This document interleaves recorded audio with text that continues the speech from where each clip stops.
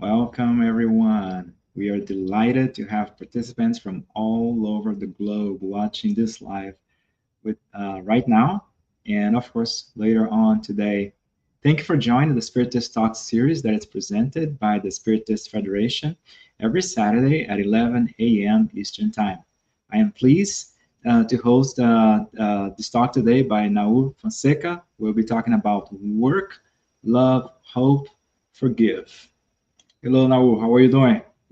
I'm doing great, Walter. Thank you for asking. How are you doing? And I hope all your listeners are doing well as well. Yeah, this is great. It's such an interesting topic that you have to present today. I'm going to introduce you. So I'm going to do a little quick summary of your bio here. So Nahur Fonseca has been an active collaborator in the youth spiritist movement in both Brazil and the United States since 2002. He currently serves as the coordinator of the English study group at the Allan Kardec Spiritist Society of Massachusetts. He has also been one of the coordinators of the Spiritist Family Retreat since 2003. Professionally, he holds a PhD in computer science from Boston University and works in the high-tech field. So, and as always, take this opportunity to send questions and comments during the presentation. There is the chat window, depending on the social media app that you're using. And Naur has reserved some time to address your comments and or questions towards the end of our session today. Naur, again, thanks again, and you have the floor. Thank you very much again. Thank you all for listening. It's a pleasure to be back here with friends that we know, we rarely see because they are from different states. We have Glaucio here, the host, but also Danielle Assis from Maryland and João from New York are the tech support group on the behind the scenes that are here with us today. And of course, we thank all the spirits that enable and inspire this work. Today, we're going to talk about the advice that Abigail, depicted in this picture, gave to Paul, who is also in the picture. And she gave him like 4 words of advice. She is very succinct. So we're going to talk about that. It's from the book Paul and Stephen. And the reason we chose this is because this is a theme that was chosen for the Family Spirits Retreat uh, in the United States. So there have been some events already in June, some events in July, and there are events still happening tomorrow in Maryland and next Sunday in Massachusetts. And they're all discussing and talking about the same topic. So we would like to ask the spirits to inspire us so that the message that we carry out today may bring you something that will comfort you, something that may be useful to us in our search for happiness in this world. And as of those coincidences that we can't explain, I was preparing for this lecture, and I watched another lecture by a professor at Harvard. His name is Arthur Brooks, and he recently published this book, The Happiness Files. It is based on many articles that he wrote to the Atlantic magazine, and it's based on research on happiness that he did or other colleagues did, and he collected these anecdotes. And in one of his, let's say, statements or some of the view, he says that the happiness in the United States has been in decline since around 1990. And then he points to 4 directions or 4 trends that have been, according to him, indication of why this is happening, right? So the first one is faith or life philosophy, or the lack of that. And faith here is not just seen as a religion. It could be just like a life philosophy that someone has, right? Is the thinking that someone has about something that is bigger than life, bigger than themselves, right? So God, spirituality, some kind of high intelligence, right? So he sees a decline of religious life in the United States as one of the indicators or one of the causes of the declining happiness. The other is family relationships. Uh, Family relationships are so important and have been correlated with happiness in so many studies, according to him, that the decline, right? So since the pandemic, there were so many uh, problems introduced with people are more distant, um, people are not as much living in family and have that dinner every night or things like this. The habits have changed, right? Friendship is another pillar that is being shaken in the United States also since the pandemic. And it's not just a transactional relationship, but something that is more like a community of friends, right? People that do something together, and not just like being in a virtual screen, right? Like we're doing today, but actually going to a center, being surrounded by people if you can, that share same ideals, same communities, some same commitments.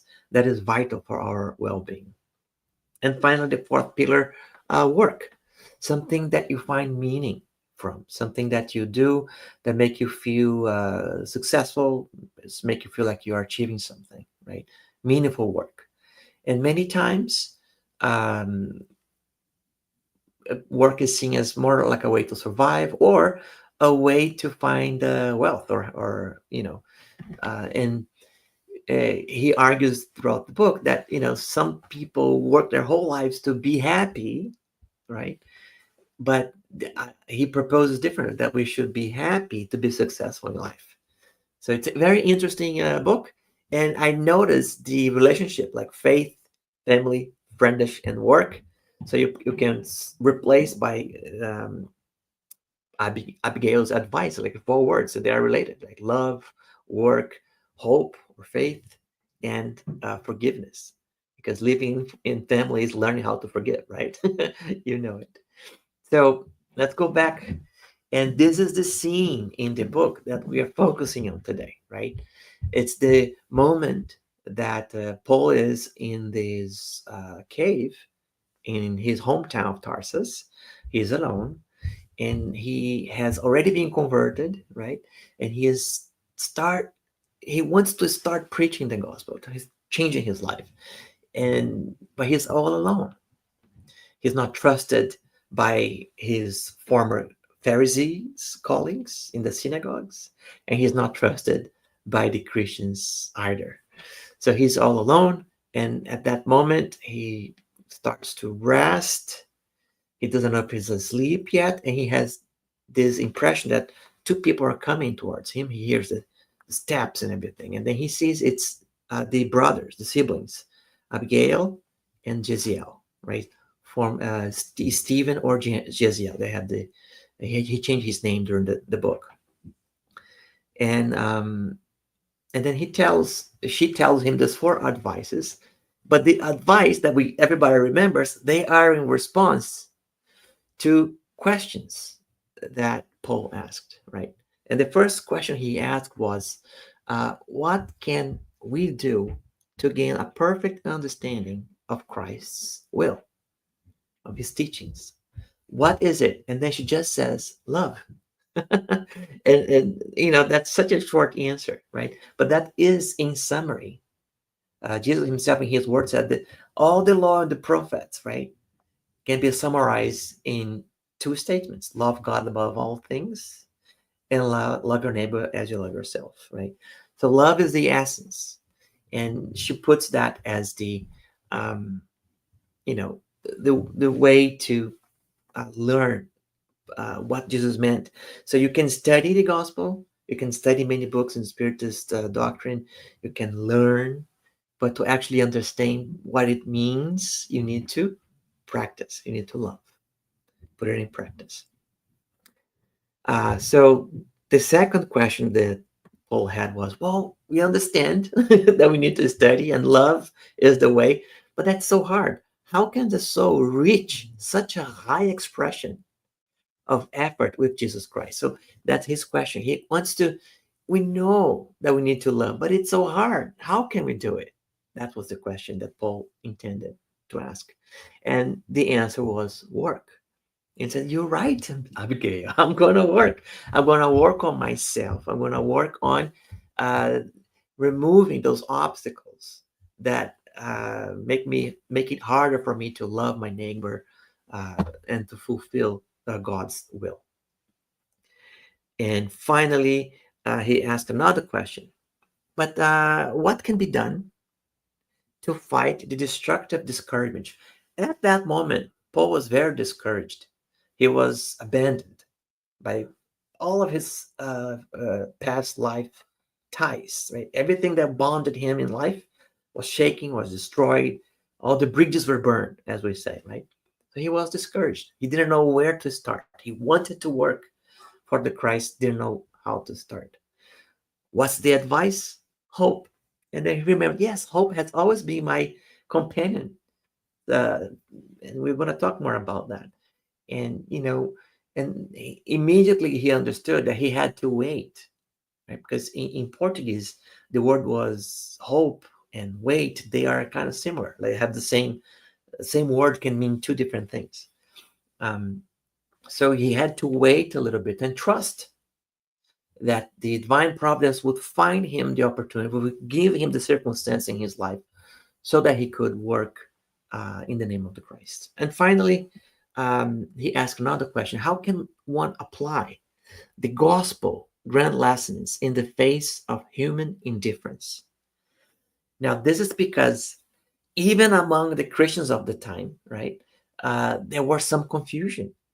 There was like a trend, or there was some kind of some people desired to incorporate the new prophet Jesus into the old books of the Testament, right? It's just a new prophet of the law of Moses. And that was not what the plan was from Jesus for, his teachings. And that's why, Paul had the mission that he had to bring the gospel, because you cannot be contained by Moses. It is another revelation. So there was some infighting inside of the early Christian movement, just as there is infighting in the Spiritist movement today in any other place of society. So how do you, even the people that agree on the same cause, how do you live with, how do you deal with those conflicts? And she says simply, forgive. And then she disappears again in the ether, and Paul is left renewed, full of hope, to begin his new phase of life. Okay? But if you have never read the book, Paul and Stephen, you have no idea where this is coming from. So now we're going to go into the what, who, when, and why of Abigail, Jeziel, and Paul. So what is happening here in this cave, right? That's the first question I want to answer. And this is according to Spiritism, right? It's very simple. It's a mediumnish, it's a mediunic or mediumship phenomena, right? Mediumistic phenomena. And Paul will talk about this in his second letter to. When I look over here, because I'm reading my my cheat sheet. Okay, so he says in second letter of Corinthians, chapter 12, verses 2-4. Like, I knew a man in Christ. He was talking about himself. I knew a man in Christ above 14 years ago. Whether in the body, I cannot tell, or whether out of the body, I don't know. God knows it. So he wasn't sure what happened to him. He didn't have the understanding that we have today with all the work by Allan, Kardec. And he had like you could call it an intelligent sleep, or it could be a vision of clairvident when you view a spirit, because he talked, he touched, he listened to them. So it was very vivid for him. It's like intelligent sleep. And this man, right, was caught up to the third heaven and heard unspeakable words, right?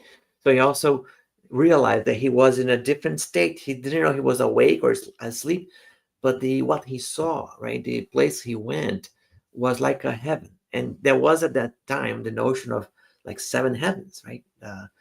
And so he wasn't sure what happened to him. That's how he described it in the letter to the Corinthians. But that is something that we know and study today in Spiritism.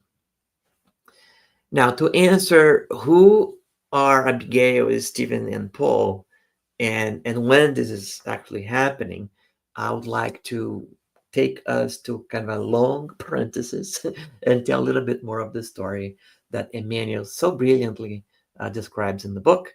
And then we come back here to talk a little more about the why, because this is the advice that Abigail gives to Paul that will kind of guide him. He will keep that memory for himself throughout his life, right? Um, so let's embark in this journey. Let's begin, right? And you notice that I'm trying to do a parallel of the advice that Abigail gives with the phases of the life of Paul and Stephen, and which is this, all our lives have phases, right? And we'll begin with the spring when we're children, when we're young, and then the summer when we are in our full strength of workability, and then the fall when we start to confront our old habits from the past lives with our new habits of this life and start to change, and then the winter would be the old age when we're approaching our death, right? So I try to make this parallel, and we'll see. It's an interpretation, um, but it's a useful one. So love is a spring, right? Is the phase where we are with our family. We're receiving love from our parents, receiving love from our teachers, all the people who take care of us. When we are born, we're so frail, we can't survive without help. In the Spirit's book, there is a question, number 383. What is the usefulness of a spirit having to go through childhood? It's an important phase in our lives. A spirit incarnates in order to perfect itself, to grow, to progress. During childhood, it is more accessible to the impressions that it receives and which may assist in its progress. Persons in charge of its education should contribute towards this goal. So Allan Kardec uh, asked this question, and the spirits put it: the childhood, infancy, is an important phase of life where we learn new things. And the idea is that our past is not yet firmly settled in our personality yet.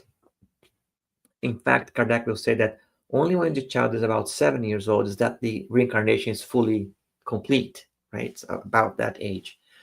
And it continues, right? To the spirit continues to gradually gain his personality from the past. So there's another question in Spirit's book that says, to what should we attribute the change in personality that happens around adolescence, the teenage years, right? And it's, they say it's the spirit regaining his past personality. So all the new teachings that he got during childhood are now conflicting with those old personality habits. So there's still like a battle of the two personalities in the teenager years, right? Um, Now, I want to also say that in this phase of life, right, God speaks to us through the circumstance of our lives. So, who are our parents? What kind of school do we go or attend? Um, what kind of career opportunities appear to us in our lives? So, all of those things should be indication to us of what's our life purpose, right? What's the why we're here. Now, God may give us many circumstances, many good ones, but there's still the question: what do we make of it? That's very important. And we're going to compare how was the spring of Abigail Jeziel, which is Abigail's brother, and Paul, right? Now, Abigail and Jeziel were siblings, and they were raised by his parents. And there are, in the book, Emmanuel describes that they learned uh, the teachings from the prophets from their mother's mouth, right? So the mother would uh, teach them, read with them, and they learn all the psalms, all the prophets. They had a beautiful understanding of the Old Testament, and it's so you can realize how noble, how mature their spirits already were, right? Because the age or the maturity of the spirit had nothing to do with the age and of the physical body, right? So later on, I'm going to read some of um, the stories or the dialogue that they had. So um, right in the beginning of the book, uh, the father of Paul and Jeziel, I'm sorry, Jeziel and Abigail, he had some conflicts with the law, right? Some uh, arguments. He wanted to get some of his land back, and that led them all to prison, right? I'm not going to spoil too much from the book, so you can watch it later, read it later. Um, um, but here, this is what Jeziel had to say to his father when his father was so angry, um, and he wanted to fight to get his land back, right? He said, "Oh, my father, why are you so afraid? God is never stingy with mercy. The Holy Scriptures teach us that He is, above all, the caring Father of all the vanquished on earth. You have my arms and the affectional care of Abigail. Why lament if tomorrow, with divine help, we can leave this house and seek another one somewhere else so we can dedicate ourselves to honest work?" Now, if I ask you, right, what do you remember? What do you know of the law of Moses? Most of us, including me, right, will say an eye for an eye, a tooth for a tooth, justice, right? That was exactly the state of mind of the father. But uh, Giselle, who read the same books, right, had a different understanding that God was a father, that all the history of the Jewish people, right, was a testament to the God's care to to the people, trying to make that whole people progress, evolve, and rise. Um, so that was Jeziel. Now they go to prison. They're awaiting judgment the next day, or punishment actually the next day, and so they are in jail. And Jeziel and Abigail are talking to each other, and then Abigail asks Jeziel, "So why is it that the children of our race are persecuted everywhere, enduring injustice and suffering?" If you read the history of Hebrew people, it's, they were captive in Egypt, had to escape, right? Um, there's lots of things that happened to them. And uh, look at the answer that Giselle gave, right? I suppose that God allows it to happen as an example of a loving father who, to educate his youngest children, takes as a basis the more experienced children. So in this case, the Hebrew people were the more experienced people because, spiritually speaking, they already understood that God is one, the unity of God, right? There were other peoples at the time that still believed in multiple gods, right? And didn't have that um, view that the Hebrew people already had at the time. So you see the maturity of those two souls, and right after that, Abigail continues. So I'm glad that when our mother tried to help someone, to give them some things, poor people, I couldn't help because I didn't have anything to give. But now I'll be able to give something to demonstrate our faith for God. So you see the maturity of the spirit, these two siblings in those conversations. Okay, and then here's another thing that I found, like another jewel, right, from the book. Giselle continues to his sister saying, "But I believe in the redeeming Messiah," talking about Jesus, right? I believe that he didn't know Jesus had come already, right? "I believe in the redeeming Messiah who will come to clarify all things, and the prophets assure us that man will not understand him. Nevertheless, he will come and teach love, charity, justice, and forgiveness," already kind of foretelling the advice that Abigail and Giselle himself are going to give to Paul in that cave, right? It's your love, charity, that we can say is kind of work, love in action, it's kind of a charity. Justice, again, or hope, or just hope for the future, the justice of God kind of is kind of there, and forgiveness, right? So I found this little answer from Giselle. Oh, look how they are all in tune, right?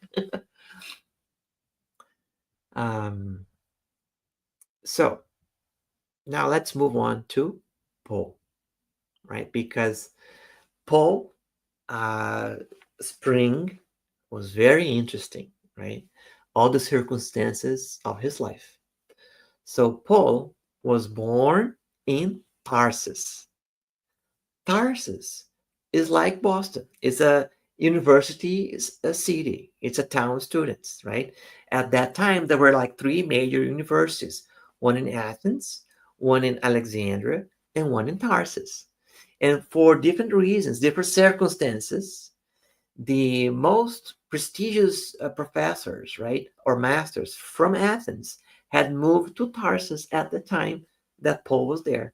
So he was educated by the most brilliant Greek minds of his time. So he knew how to perfectly speak Greek at the time. Okay, he not only knew the language, but he knew the culture, the literature, the books, the stories, the legends, right? The philosophy of the Greeks. He was very familiar with all of that. Okay. Second, he, because of his father, I believe, or his mother, I don't know, he was a Roman citizen, and he understood the Roman system of justice, of power, of authority. So he could easily talk to a professor from the university, or to a centurion, or like a governor, because he understood, right, their language, their culture, their system of politics and everything. Okay. And finally, he was also raised in the Hebrew tradition. He was uh, taught by no other than Gamaliel. Gamaliel was his master, and Gamaliel was a disciple of Hillel. Hillel was a very famous Jewish scholar or teacher, right, or master.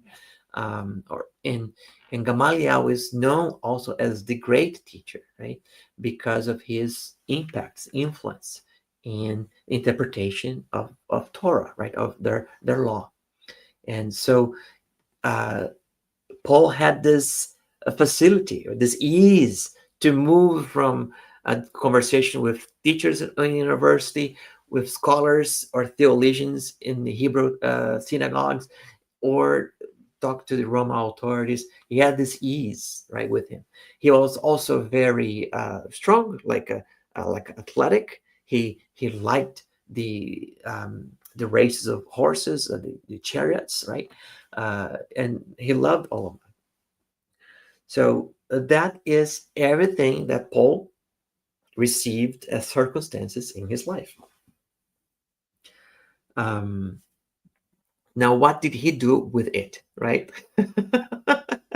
Because the story goes on with the brothers, right?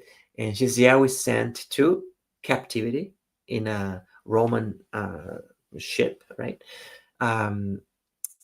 Abigail is kind of exiled, so she flees Corinth, where was her hometown, and goes to Joppe in near Jerusalem to live with some family friends because she was destitute. Her father had died, right?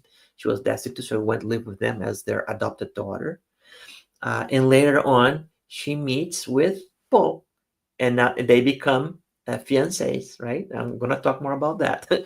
um, but in the end, Paul kills his brother-in-law. He's responsible for his death. Breaks up with Abigail, right? And also fights with Gamaliel, right? Uh, Paul had been brewed, right? Had been raised to replace Gamaliel in this Sanhedrin, or the synagogue, like it's like the supreme justice of the time, because for the Hebrew people, it's the highest position, highest job that you could have. I believe there were like 72 judges in this collegiate, and he was going to replace Gamaliel there, right? So you see that everything he got, he kind of rejected, right? And we're going to see what happened. So he had a beautiful plan A for his life, right? And then he kind of reject all of that. So let's see. Um, the next phase or advice is work, and work will align it with summer, right? The summer of Paul, when they have the highest possibilities of work, right? And in the Spirit's book, we have a few questions about this as well. What is the necessity of labor, right? Um, like, is labor a law of nature? And say, yes, labor is a natural law, um, and it's a necessity per se, because civilization both increases people's needs and their enjoyments, and it obliges them to work more. So work is the way the spirit finds on earth to grow their intelligence, to grow spiritually, right? So it's a necessity. And there are many occupations that are considered work. Not only the work that we do to gain money, but any useful occupation is considered work for the spirit. And it's a necessity that we all need to go through. Now, the from the book, the parts that we want to talk about was um, uh, how love. I'm sorry. Oh, I see now. We are in the phase of work, um, but in the work that Paul was doing at the time, right, was to raise to the top of his uh, race, right, to become a judge. He decided to persecute the Christians, right? And as I said, he had a plan A. He was fiancé with Abigail, who, in this beautiful conversation in the garden, right? They say things like this: that you're gonna be my brain. Abigail tells Paul, and I'm gonna be, and he responds, and you're gonna be my heart. So Paul was very impulsive, always very impulsive, very passionate, and Abigail kind of toned down that little bit, made him more balanced, right? Um, so he goes to the first Christian church in Jerusalem, and there, Stephen, right now, Josiah had changed his name to Stephen, is preaching, and he interrupts Josiah's teachings, right, by saying, um, uh, how what is the sense of your doctrines? How can you put Jesus above Moses in the land of Jerusalem? Right? He is very outraged. He was outraged by this speech, and Stephen simply responds that, we know that Master Jesus would confuse all of those in Israel. The prophet had said that, and you can replace Israel by everyone here in the world, right? The teachings um, so the comparison that Paul was making to Giselle is, how can a Nazarene give anything good? How can a man who was crucified be any good prophet or good God or better than Moses, right? So he was, um, the crucifixion was the most humiliating kind of punishment that someone could have. How can a savior not save himself? So this was all the question that we sometimes have also, right? We think sometimes that if we follow our religious orientations, that we are going to be free of trouble, that our family is not going to suffer, nobody's going to get sick, we're always going to have a job, right? Smooth sailing, right? And that's not that's not true. That's not there's no such correlation. But religion will give you peace despite any of those um, things in your life. And that's why I think in the beginning, when we mentioned Arthur's work, that faith is an important component of happiness. It gives us this idea there's something higher that is taking care, that is of the plans, right, of our lives. Now, the third scene here is when Paul finally orders, right, the stoning of Jeziel, and Abigail recognized the brother, and as she goes to console the brother, tries to, why every time I see you, you are, you know, bleeding, right, suffering. And he tells her that he had converted to be a Christian, that Jesus was taking care of him, and Jesus did not hate Paul. Jesus loved Paul, and he also did not have anything against Paul. He saw in Paul a brother, that she should continue to be his fiancée. But Paul, of course, could not take it, broke it up, and now he could be, imagine if we had Christianity right in the beginning, Paul, Stephen, and Abigail working side by side to found all the churches, right? Because the plan was everywhere there was a synagogue, we're going to have a Christian church as well. So the idea was to expand Christianity, right? And Paul was invited to do it. And so imagine if he had by his side Stephen and Abigail in the physical realm, because they were by his side as spirits. But imagine if how less conflict, less difficult it would have been in the other way. Okay. So finally, he rejected the love from Abigail. He rejected the love from the brother-in-law, right? He rejected the love from Gamaliel, who gave me good advice. Don't do this. Be more reasonable. And then love itself came to Saul at the gates of Damascus, right? And he had this vision. Saul, why are you doing what you're doing? Why are you persecuting me? So many things, so many bad things would be stopped in their tracks if we ask ourselves why we're doing something, right? And then Jesus continued, do not kick against the goads, kick like a mule, right? So he was kind of using a very strong language. But that's when kind of Paul immediately converts. So what do you want me to do? Where he surrendered. He realized that that was Jesus, and the person he was persecuting was actually brighter than the sun. So that he realized who he was in front of. And Jesus, with the most love that is unimaginable. So we cannot imagine how much love, how much tenderness, how much care he talked to Paul. Get up, Saul, and go into the city where you were told what to do. And it's very interesting that Jesus does not tell him what to do then. He wants another person to tell him what to do. And that person is the person that he was going to persecute in Damascus, Ananias, right?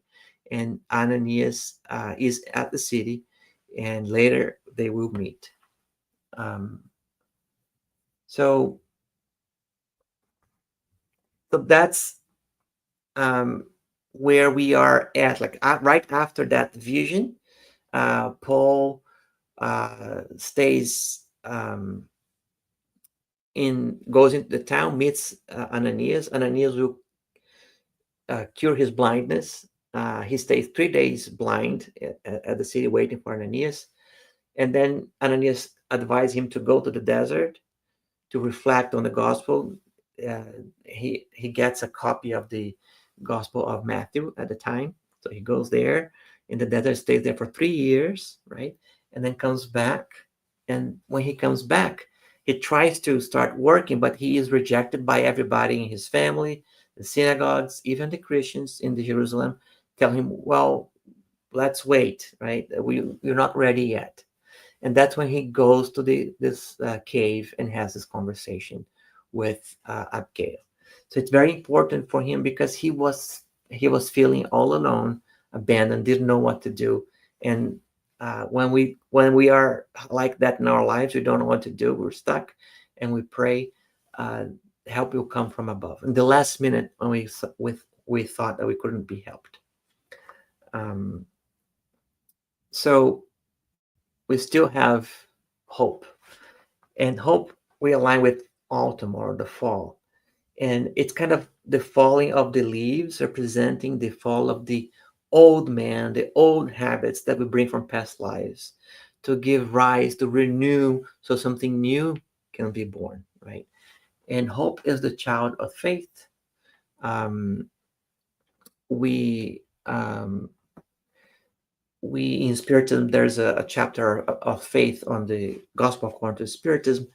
And faith is not passive, or hope is not passive. We need to have faith that is active, right?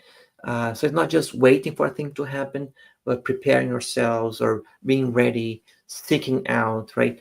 Like knock and it will be open, seek and shall find. So it's a hope, or it's a state of waiting or trusting God's providence, but it's not totally passive. So Paul at this time is waiting, right, to be useful, to be called to work.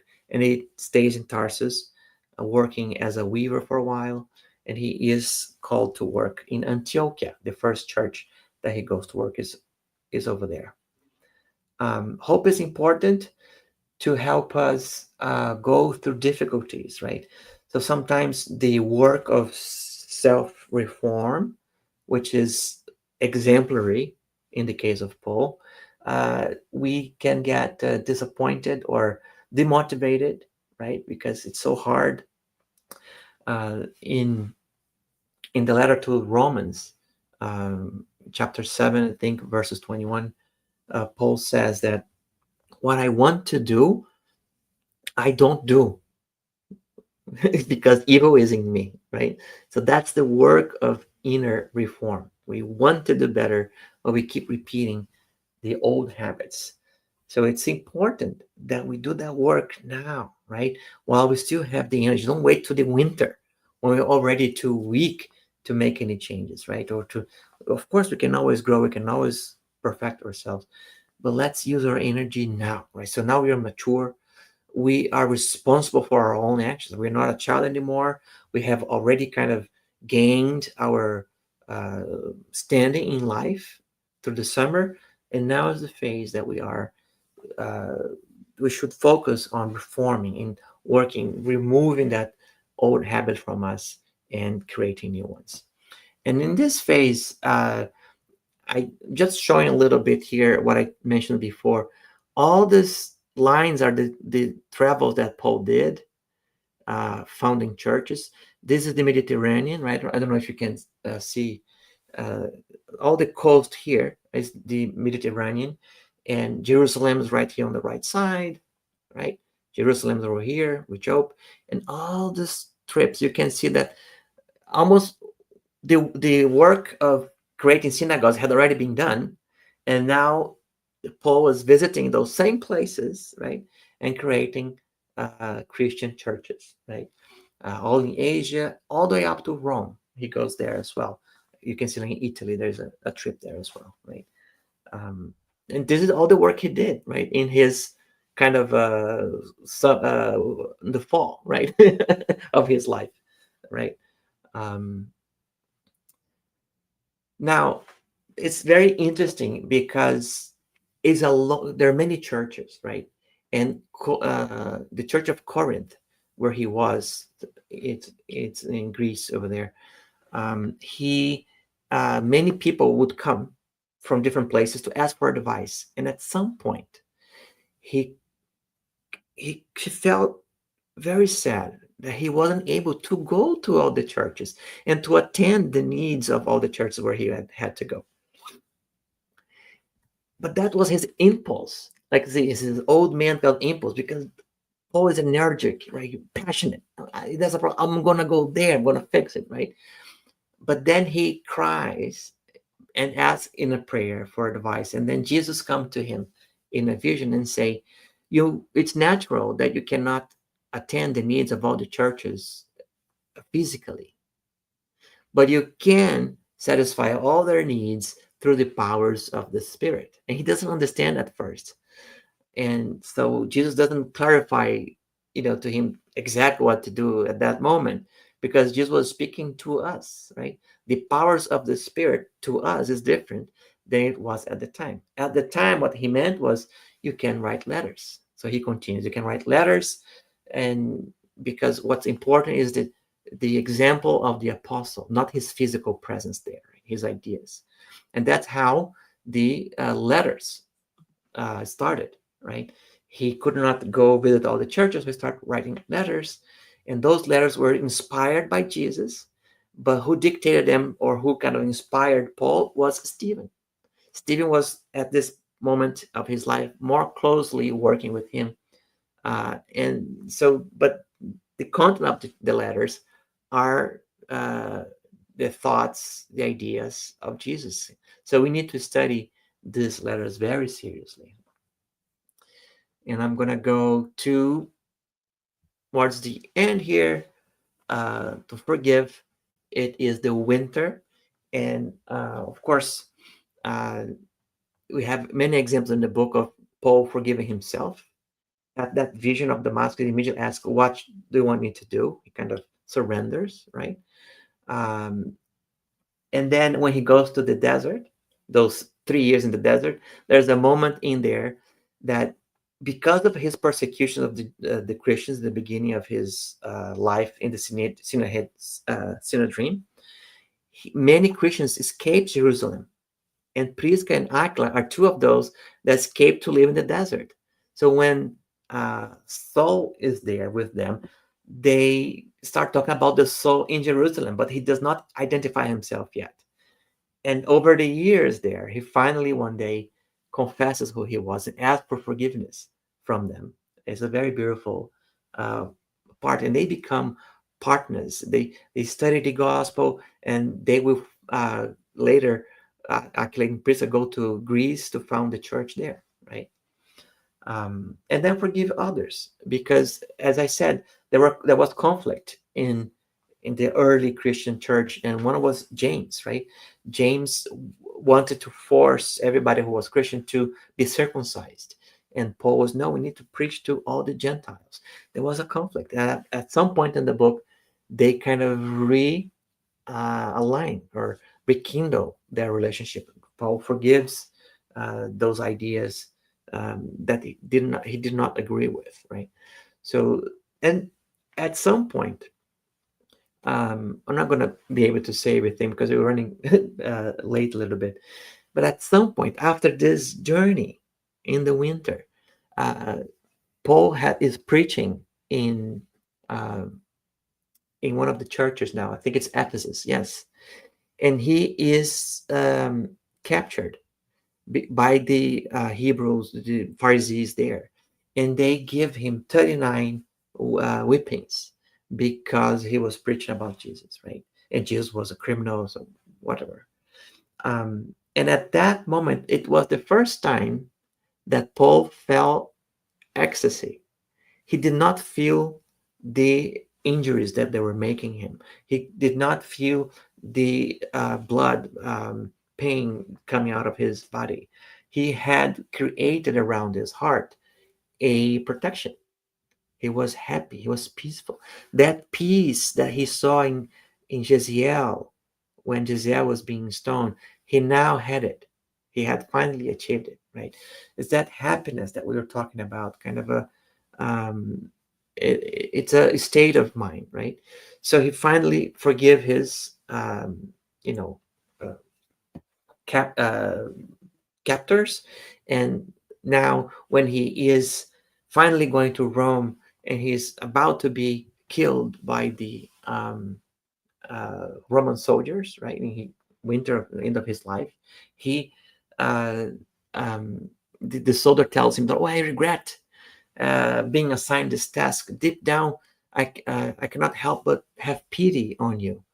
And Paul answers him, "I'm not worthy of pity. Instead, have compassion for yourself, because I'm dying while fulfilling a sacred duty in the function of eternal life. Weep for yourself, because I will depart and I'll seek the Lord of peace and truth, while you will have to go back to the heinous company of those who command you to do these gloomy crimes." So Paul is going to meet Jesus, and the soldier is going back to his commander and continue to commit crimes, right? Um, so that is the winter of Paul, and I want to kind of to go back to the book that I mentioned in the beginning, because they explain that happiness is not a feeling. Happiness is like an emergent phenomenon, like a consequence. And the equation that gives happiness equals to, if it were math, right, equals to enjoyment plus satisfaction plus meaning. And enjoyment is um, combining pleasure with community. It's not just having pleasure in life, but having that sense of community. In the letters of Paul, he wrote, he would always say in the end, right, "And please send my greetings to," and cite the names of all the people from the church. They were his dear friends. They loved him. It was his community. He was like a father to them, right? So he had these small pleasures when we visit the church to see his friends again. And in the letters, because he couldn't go anymore, you could see he greeting them, right? So that kind of enjoyment. Satisfaction is a feeling of accomplishment, right? And Paul knew what he did, right? The expansion of Christianity is undeniable. So that sense of satisfaction of having a work um, realized, right? And meaning is that sense that you have a purpose in life. And since the road in Damascus, he got that sense that he was indeed um, on a mission given to him by Christ. So he created that kind of uh, inner sanctum, right? That is his happiness in his heart. Now, we could not end the story in the winter, right? So we go again to the new spring, because it's a cycle, right? So you forgive, you love, you work, you hope, you forgive. So it's a cycle, just like life. It's not limited to phases of life, but it's a constant, right? It's a device for all our lives, all the time, not only for each a phase of our lives. And uh, it's very interesting how Paul himself summarizes his life. So I'm going to read to you um, just before he dies, right? He tells John in Ephesus, "Perhaps you're mistaken, my friend, because John wanted him to stay in Ephesus. No, I need to go to Rome, right? I have something more to do. I was born for a relentless struggle that must prevail until the end of my days. Before finding the light of the gospel, I sinned criminally, and though with a sincere desire to serve God, I failed very early in my hope for a home, right? You could be a husband or a father. I became hated by everyone until the Lord took pity on my miserable situation, calling me at the gate of Damascus. And by the time he's going to Rome, everybody loves him. Everybody wants to touch him, to talk to him. It's so different scene in the book. Then an abyss was established between my soul and the past. Abandoned by my childhood friends, I had to seek the desert, start life over. From the tribune of the Sanhedrin, I returned to the heavy rustic loom because I became a weaver. right? His profession as a kid that he learned as a kid. And I returned to Jerusalem. Judaism considered me sick and liar. In Tarsus, I experienced the abandonment of my dearest relatives, my father. Afterward, I started over in Antioch on the task that led me to God's service. And since then, I have worked without rest because many centuries of service would not be enough to pay what I owe Christianity. So that is Paul. And then when he finally dies, he finds himself after the cessation of the pains in his neck because he was decapitated. He finds that he cannot see, he is still blind. All his 30 years working to spread the gospel, and when he gets there, he's still blind. Think about this. If so, we think that we work right for spiritism, and then we deserve something better when we die. For Paul was when we return, he was blind still. And who opens his eyes? Ananias again in the spiritual realm. And then he is taken to visit all the churches he had founded, go to Jerusalem to pray. And when he is there, Jesus appears with Abigail and Jeziel, Stephen by his side. And finally, Jesus said, "Come, you deserve to be happy." And they all meet and they all hug. It's a beautiful story. It's an important story for us. We do live in a time of difficulties to find this happiness, and I hope with this advice and this little formula for happiness, we can find it more and more in our lives. Um, I thank you, Glaucio. I hope you're still there with me. I'm sorry for the extended time. Um, No, actually, I truly enjoyed it. Thank you, Nahur, and I like the approach you took to, and actually, I cannot stress enough the beauty of the book, Paul and Stephen. It's just an amazing work, and the fact that it's in so many languages, including English right now, it's truly yeah. an honor. So thank you for bringing that up. Um, so we have some questions for you, but before we get there, so I need to make some announcements. The first one is the 19th U.S. Spiritist Symposium, and it is an annual event that happens. This time it's going to happen on September 20th in Ann Arbor in Michigan. So join us to reflect on the evolution of consciousness, a path toward enlightenment. There will be activities for kids and teens as well. So you can register as shown there at Spiritist.us website. There's also a podcast like series called Psychology and Spirituality, A Bridge to a Better Life, which is based on the works by Joanna De Angelis. So a new episode is released every Friday at 7 p.m. Eastern, and it's available on both YouTube and Spotify. New book release, Spiritist Review 1865 by Allan Kardec. It is available again at spiritistbooks.us. This is the eighth book that has been translated by the U.S. Spiritist Federation of the Spirit Review. So definitely great read. Also, the Spiritist app, Be My Hope.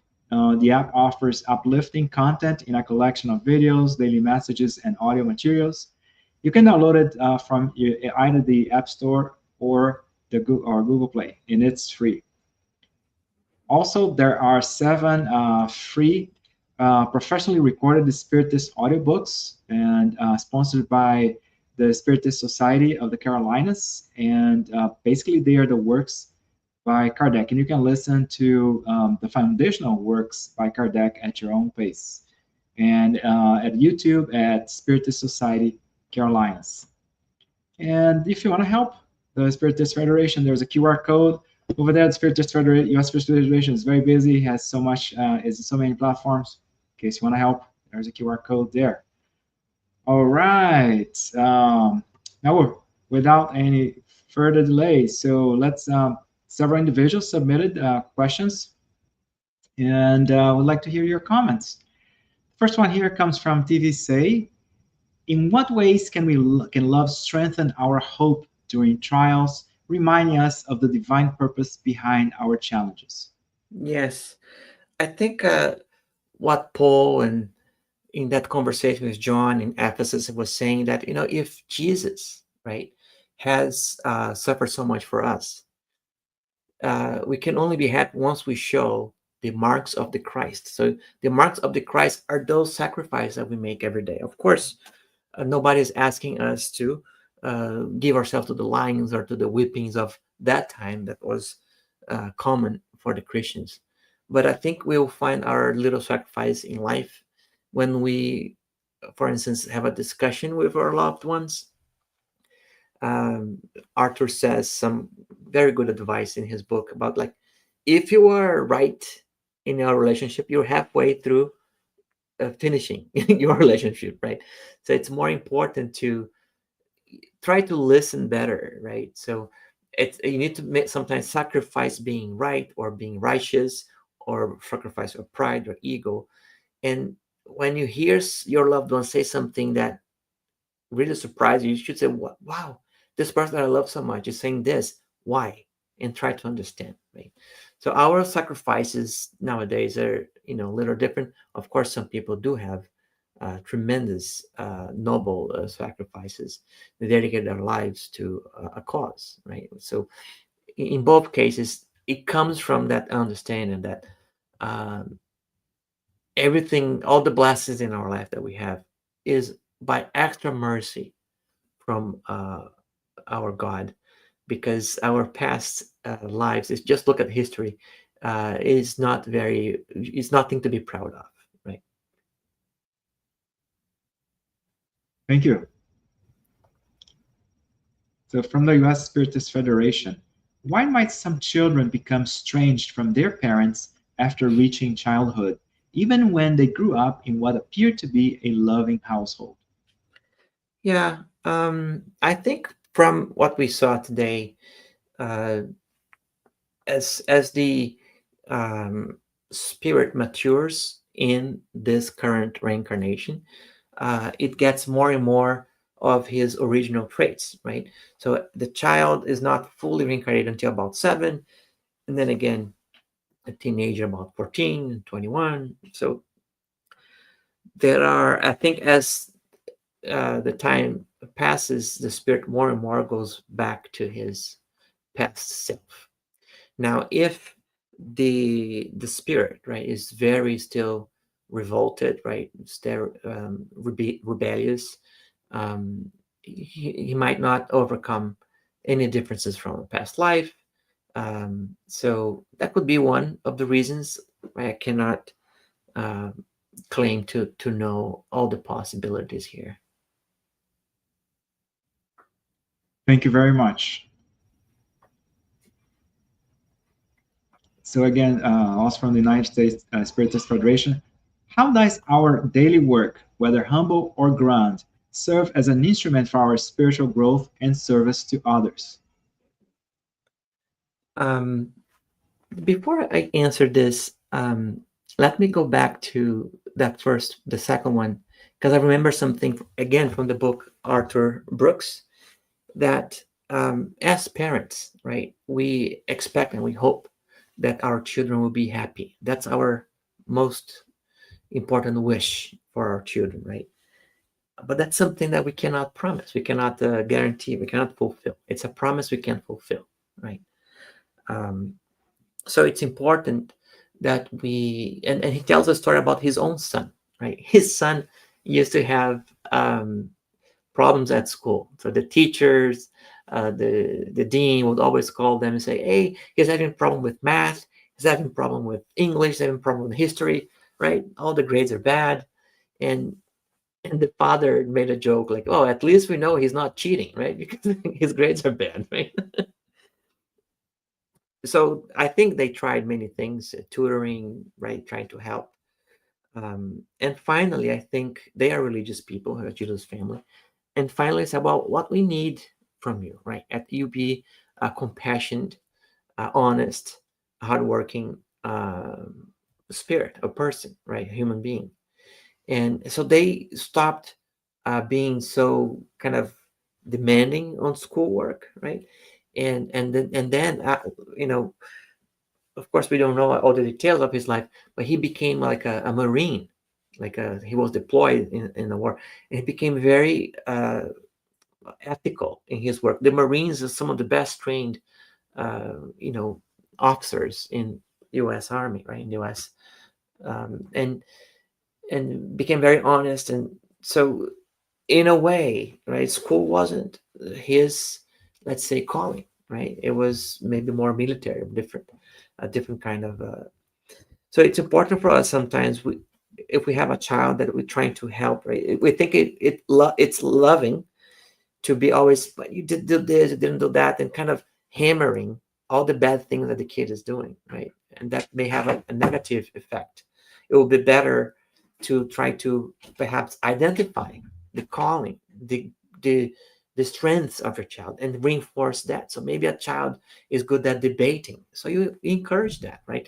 Oh, but you have an exam on Monday. It's fine. There are many kids who will go to these debates on a bus and come back and do all their homework on the way back in the bus because they're passionate about that thing that they love. So in a way, if you reinforce the calling, if you reinforce the area that they are good, you kind of lift everything up with it a little bit, right? So I think it's important for us to understand that sometimes we say it's a loving environment, but we need to do what Paul did, right? He examined himself like, well, yes, we need to love. And it's in the gospel according to Spiritism. Yes, we need to love, but we should apply our intelligence to understand how to love, right? How to practice that. Awesome. Now back to back to the previous question. Yeah. Now to answer the other question about work, again, I'm going to go back to Arthur Brooks, right? He gives all the little small advices, and he says something like, it's really important to find kind of your calling, to find satisfaction in work, right? But sometimes, right, you can create your own kind of a calling by imagining, right, that all the work that we do, we're not doing for our boss or manager or CEOs, right? We're doing our work to God, right? If we can create that context. So why did God put me here? What good can I do from here? Look at somebody else, like, who can I help here? Who needs me today, right? So that's a way, I think, that Arthur Brooks is saying, find your vocation, right? By asking yourself, who needs your help today, right? So maybe while your boss that is very demanding, God sends you the circumstances that you need to progress. Maybe it's a demanding boss. Maybe it's a demanding work. Maybe it is some challenge in your family or in your community where you live, right? So if you see all of those challenges as a way to grow your love, your understanding, your faith, then I think it's going to be serve as an instrument for your spiritual growth. Thank you, sir. Very good explanation. Yeah. Thank you. Sometimes we don't realize that, right, in our daily activities. Yes. Yes. Last one, now for you. How can we maintain hope in our spiritual growth when we're confronted with the reality of our daily failings? Yes. So in the Gospel according to Spiritism, they say that hope is the child of faith.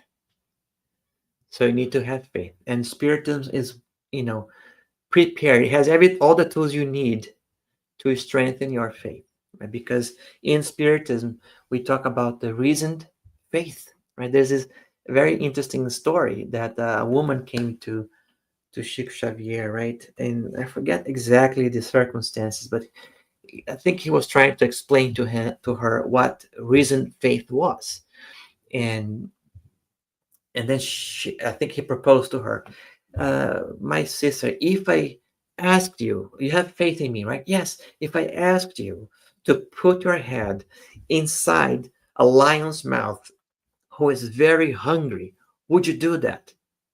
Yes. If you told me to do it, I would. Well, that is not the reason faith. We should never put our heads inside of a lion's house if he is hungry, right?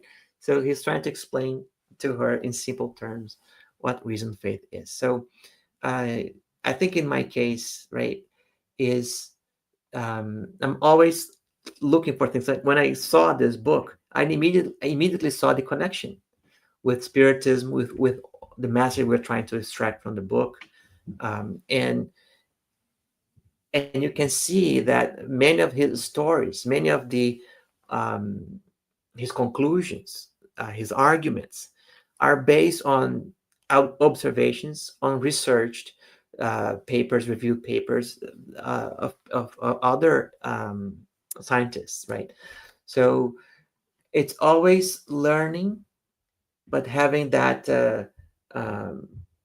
logic, that reason that confirms our ideals that we live by, right? So I think it's very important to cultivate that faith, and Spiritism will give you the context, will give you the tools to strengthen your faith. We don't just believe in the immortality of the spirit. We see them, we communicate with them. We have books like this one. This book, Paul and Stephen, is a testament, is a proof of immortality. There are things that Emmanuel describes in the book, like he opens one chapter talking about Corinth, the town of Corinth, right? How the streets were um, marvelous, like sumptuous, right?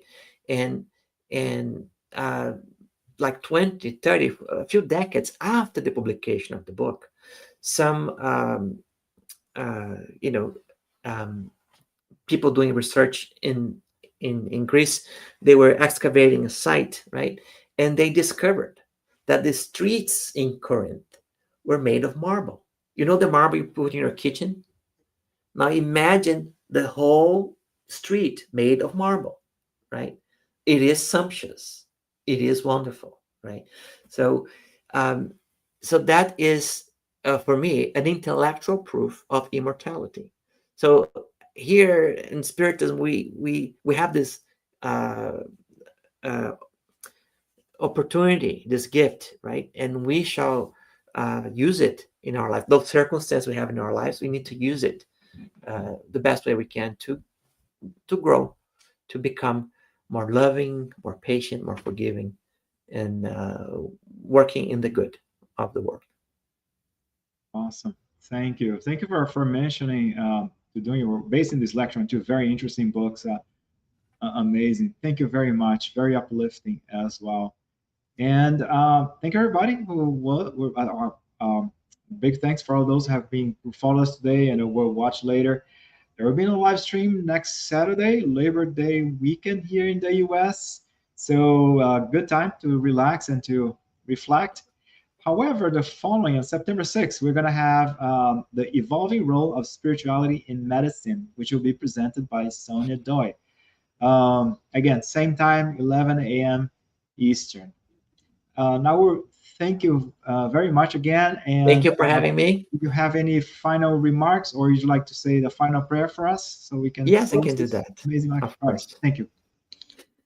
So let's close our eyes and ask the good spirits who are here to pray with us.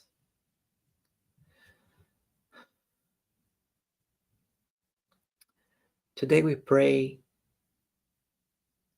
for all the missionaries in our planet, the noble spirits who are working to create peace in the world, fraternity, understanding, to extend the riches of divine providence to all the peoples, to all the children, to all of those who are suffering. We humbly ask that we may also contribute to this spread of light in the world, in our communities, in our families, in our own hearts. May we have the wisdom, the courage, the perseverance to reform the old habits that we still carry from many past lives. May we realize that we need new understanding, new habits to replace the old ones. And may God inspire and fulfill us so that we may also find joy in our lives, in the work that we do, in the act of helping one another. May God bless us today and always. So be it.